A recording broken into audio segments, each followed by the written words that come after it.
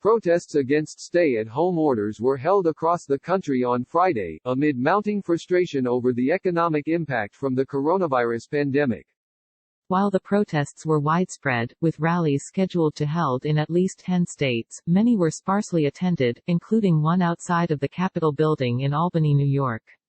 Protesters there chanted, "USA! USA!" as they flew American and "Don't Tread on Me" flags. Governor Andrew Cuomo indicated he wasn't impressed with the size of the crowd. He noted there were only a few dozen, while others issues in New York have drawn hundreds of protesters to the Capitol in the past. "I get the arguments," he said, "but decisions on how and when to reopen businesses will be made using data, not emotion. This is not a political decision." In Huntington Beach, California, a crowd of several hundred turned out to protest Governor Gavin Newsom's order to close all beaches in Orange County after large crowds flooded the beaches last weekend. The protest included a plane flying overhead with a banner reading, "Fire Gruesome Newsom. Open California." A demonstration was also held outside of Legislative Hall in Dover, Delaware, against Governor John Carney's shutdown orders. Cars drove around the rally, honking their horns in support. "We feel like our rights have been taken away without a plan," one protester told WGMD. "Carney's been reactionary instead of proactive. He will leave Walmart open. You can have 150 people in there, but you can't have a mom and pop store with 3 or 4 people trying to buy a pair of socks or a pack of paper for their kids or something."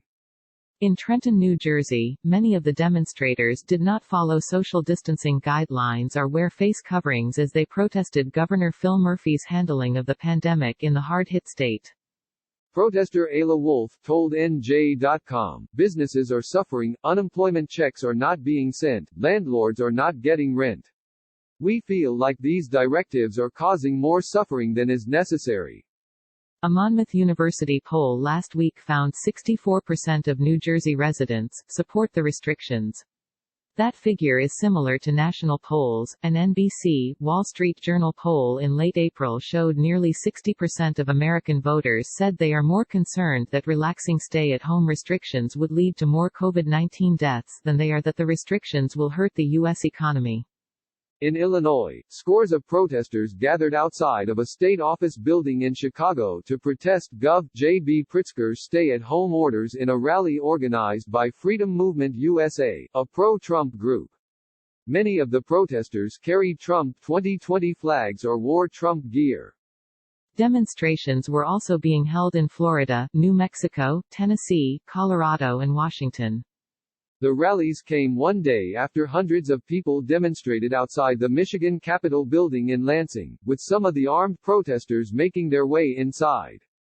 The protest came as the Republican-majority legislature was debating an extension of Democratic Governor Gretchen Whitmer's state of emergency in response to the coronavirus pandemic.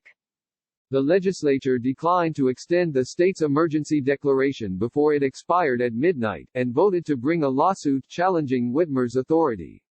Whitmer declared new 28-day states of emergency and disaster. President Donald Trump tweeted in support of the protesters Friday morning, saying, "The governor of Michigan should give a little, and put out the fire.